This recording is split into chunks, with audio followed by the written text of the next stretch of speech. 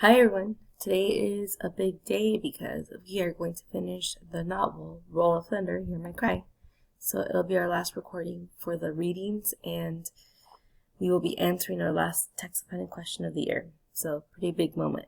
Good job to those of you who have been following along with these and have been trying your best. We are at the end, so your hard work has paid off. Today we're going to read up to the end, like I said, and we will see how the story concludes. So let's see where we left off yesterday. Yesterday, we know that we were looking at the fact that the Nightmen arrive at the Avery house.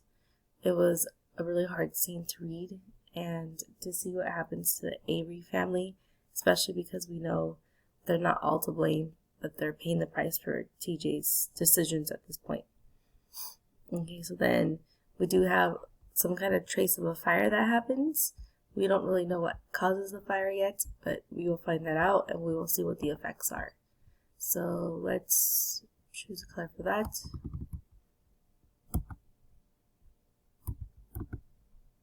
Okay.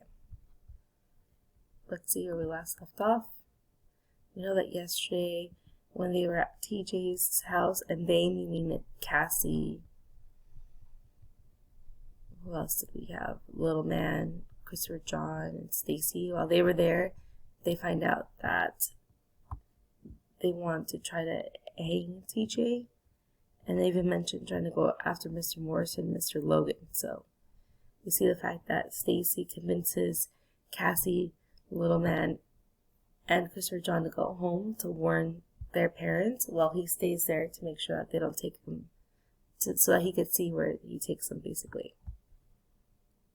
Then they go home, and then Mr. Morrison and Mr. Logan leave, and then out of nowhere we see that a fire starts. Okay, so that's kind of where we left off. Then she charged each of us with a strange glint in her eyes. Cassie, Christopher John, Clayton Chester, hear me good. I don't want you near that fire. You set one foot from this house, and I'm going to skin you alive. Do you hear me now? So this is Big Ma, right? They want them to stay away from the fire to be safe. We nodded solemnly. Yes, ma'am, Mama. Oh, I'm sorry, that was their mama. And stay inside. That lightning's dangerous. But, Mama, cried Christopher John, y'all going out there in that lightning? It can't be helped, baby, she said. The fire's got to be stopped. Then she and Big Ma laid the shovels across the top of the tub and took a handle of it. As they stepped out the back door, Mama looked back at us, her eyes uncertain, as if she did not want to leave us. Y'all be sure to mind now, ordered Big Ma gruffly, and the two of them, carrying the heavy tub, crossed the yard toward the garden. From the garden they would cut through the south pasture and up to where the cotton blazed. We watched until they were swallowed by the blackness that lay between the house and the fire, then dashed back to the front porch, where the view was clearer. There we gazed transfixed as the flames gobbled the cotton and crept dangerously near the forest edge. That fire, Cassie, said Christopher John. It gonna burn us up? No, it's going the other way, toward the forest.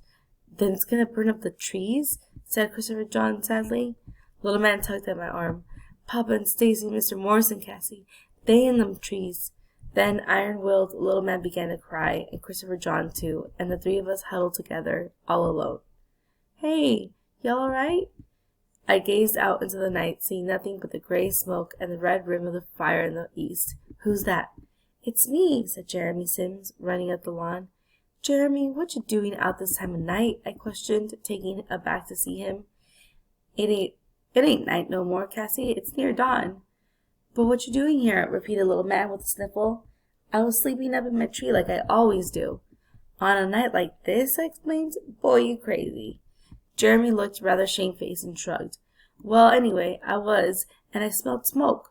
I knew it was coming from this away, and I was afraid it was y'all's place. So I run in and told my pa, and him and me, we come up here over an hour ago. You mean you've been out there fighting that fire? Jeremy nodded. My pa and R.W. and Melvin, too. R.W. and Melvin, Little Man, Christopher John and I exclaimed together. But I poked Christopher John into silence. Yeah, they got there for us, and there's a whole lot of men from town out there, too. He looked puzzled. I wonder what they was all doing out there. How bad is it? I asked, ignoring his wonderings. It get much of the cotton? Jeremy nodded absently. Funny thing, that fire come up from that lightning and struck one of them wooden fence posts, I reckon, and sparked that cotton. Must have burned a good quarter of it. Y'all lucky it ain't headed this way. But the trees, said Christopher John. It gonna get the trees, ain't it? Jeremy looked out across the field, shielding his eyes against the brilliance of the fire. They'd try and like everything to stop it. Your papa and Mr. Granger, they got... Papa? You seen Papa? He all right? Cried Christopher John breathlessly. Jeremy nodded, looking down at him strangely. Yeah, he's fine. And Stacy, you seen him? Inquired Little Man. Again, Jeremy nodded. Yeah, he out there too. Okay, so let's stop really quickly for some effects that the fire has. Okay, so we have the fact that one effect is that the Simses are helping to fight the fire, including R.W. Melvin, so that's a big deal. Oh, whoops. Then we have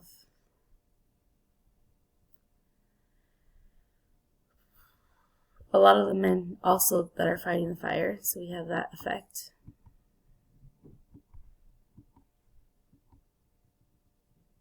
We also have the fact that he's saying that it must have burnt about a quarter of the cotton, which is a pretty bad effect since they rely on that to sell and make money. But we also see that their papa is safe as well as Stacy's safe. So some positive effects there. Okay, let's keep going. Little Man, Christopher John, and I glanced at each other, relieved just a bit, and Jeremy went on, though eyeing us somewhat suspiciously. Your papa and Mr. Granger, they got the men digging a deep trench across that slope, and they say they're going to burn that pasture grass from the trench back up to the cotton. You think that'll stop it? I asked. So Jeremy stared blankly at the fire and shook his head. Dunno, he said finally. Sure hope so, though. There was a violent clap of thunder, and lightning flooded the field. One thing would sure help, though, is if that old rain would only come down. All four of us looked up at the sky and waited a minute for the rain to fall. When nothing happened, Jeremy turned and sighed. I better be getting back now. Miss Logan said she left y'all here, so I just come to see about ya. Then he ran down the slope, waving back at us as he went. When he got to the road, he stopped suddenly and stood very still. Then he put out his hands, hesitated a moment, and spun around wildly as if he were mad. It's raining, y'all, he cried. That old rain is coming down. Little Man, Christopher John, and I jumped from the porch and ran barefooted on the lawn, feeling the rain fine and cool upon our faces. And we laughed, whooping joyously into the thundering night, forgetting for the moment that we still did not know what happened to TJ. Okay, so you should be asking yourself, like, why are they so happy that it's raining? And we know that the answer is that it's going to put out the fire. One thing I forgot to highlight too is the fact that Jeremy puts what he thinks starts the fire, which is the lightning, right? He thinks that the lightning hit the wooden fence and that sparked the fire. So I'm going to highlight that.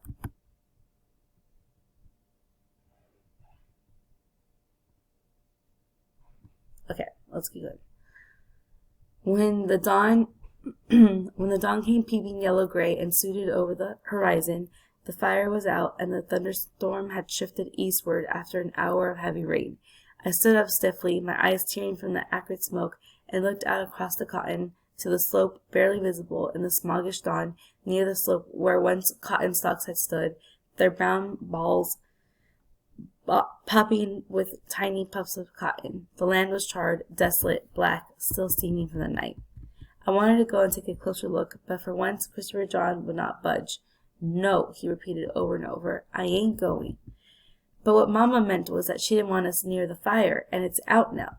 Christopher John set his lips firmly together, folded his plump arms across his chest, and was adamant.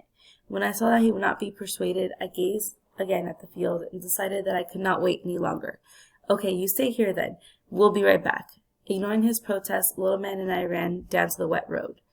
"He really ain't coming?" said the little man, amazed, looking at Fat Cat's shoulder. "I guess not," I said, searching for signs of the fire in the cotton.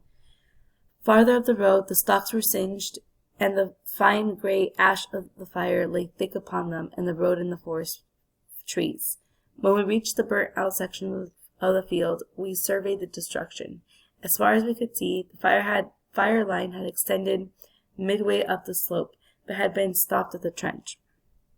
The old oak was untouched, moving across the field slowly, mechanically, as if sleepwalking. Was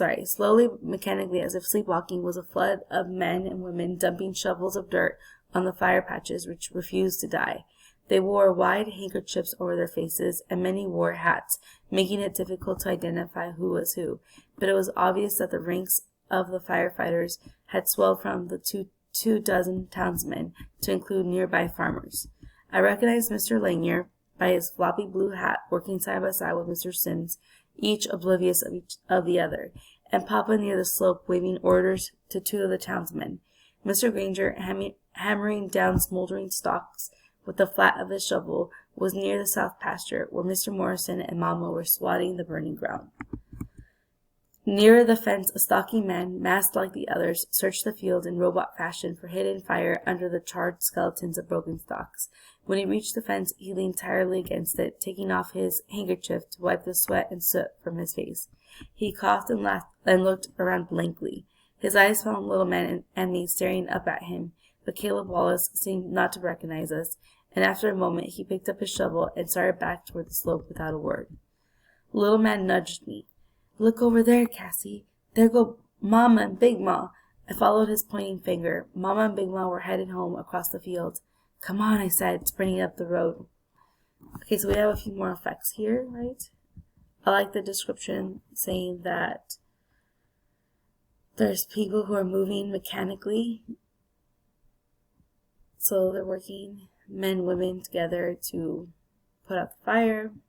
Some more description about that. The fact that they're wearing handkerchiefs over their faces, so they're not able to identify who's who, or I think that part is important. I actually do like the next sentence too. The fact that Mr. Lanier is working side by side with Mr. Green, with Mr. Sims, and they're not really realizing that.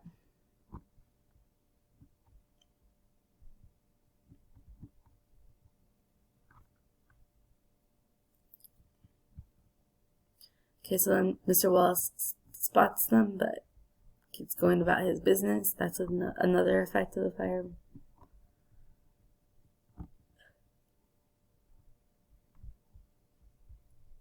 When we reached the house, we dragged our feet across the wet lawn to clean them, and rejoined Christopher John on the porch. He looked a bit frightened, sitting there all alone, and was obviously glad we were back. "Y'all all right?" he asked. "Of course we're all right," I said, plopping on the porch and trying to catch my breath. "What did it look like?" Before either Little Man or I could answer, Mama and Big Ma emerged from the field with Stacy, the sacks now black and remnants in their hands. We ran to them eagerly. "Stacy, you all right?" I cried. "What about TJ?" "And Claude," stammered Christopher John. And Little Man asked, "Papa, Mr. Morrison, they ain't coming?" Mama held up her hand wearily. "Babies, babies."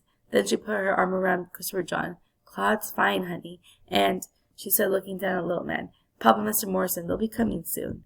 "But TJ, Mama," I persisted. "What about TJ?" Mama sighed and sat down on the steps, laying the sacks on the ground. The boys and I sat beside her. "I'm going to go on and change, Mary," Big Ma said, climbing the steps and opening our bedroom door. "Miss Fanny gonna need some help. Gonna need somebody." Mama nodded.